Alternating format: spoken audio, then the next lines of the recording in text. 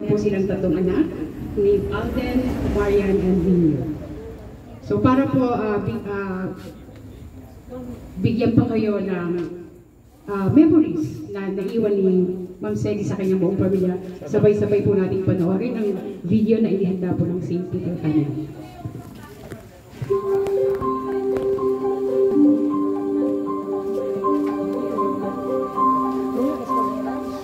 Hindi ako makabidyo ng iswag. Ano nga ba kasakit mawalan ng taong minamahal?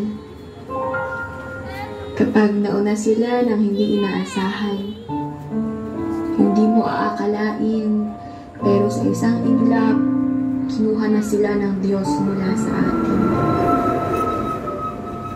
Kaibigan, kapamilya o kakilala, may mga taong mapapalapit sa atin. Mamahalin natin at magkakaroon ng parte sa mga buhay natin. Mga taong masasabi natin importante.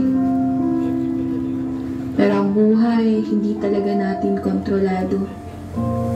Tanging Diyos lang may hawak nito. Kaya kapag dumating yung araw na ayaw naman natin, maiiwan tayong nasasaktan at nagtatanong. Nananalangin na sana wag muna. Kasi hindi pa natin kaya na sila ay mawala. Pero iba ang dikta ng bawat libro nila. Pagtatapos na pala ng kanilang mga istorya. Ang buhay natin sa daigdig na ito ay pahiram lang sa atin ng Diyos. At kapag dumating na yung panahon na babawiin niya, wala na tayong magagawa pa. Masakit, malungkot at sadyang nakakapanlumo. Yung sakit na hindi mawala-wala at mga luhang di matapos sa pagtulo. Pagsariwa sa mga alaalang naiwan nila at pagbigkas ng pasasalamat sa buhay na kanilang ibinahagi sa bawat isa. Tayo ang nabubuhay, kaya marapat na tayo ang magpatuloy.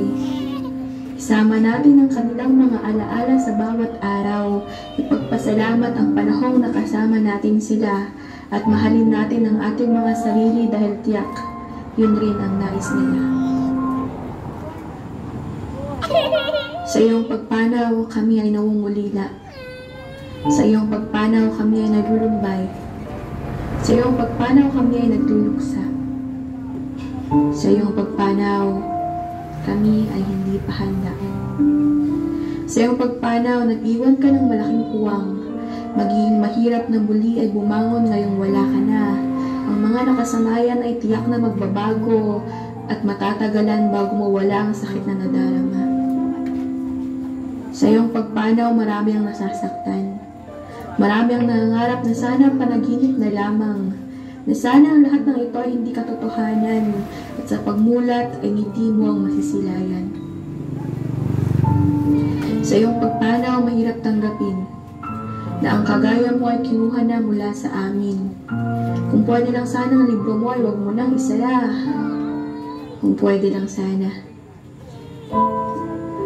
Magagandang iyong nagawa para sa kapwa, ngayon ay nababasa na ng madla.